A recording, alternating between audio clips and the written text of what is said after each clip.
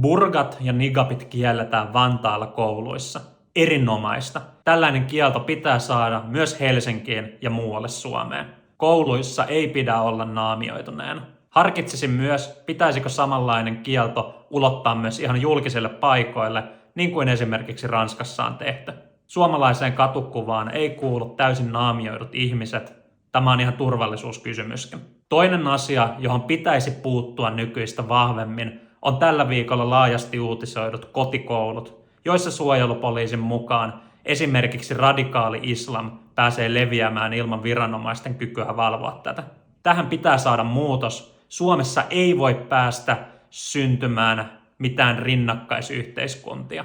Toki on myös niin, että tietyissä tapauksissa, jos lapsen etu tai esimerkiksi terveydentila sitä vaatii, pitää kotiopetuksen olla mahdollista, mutta sen pitää olla nykyistä paremmin valvottua.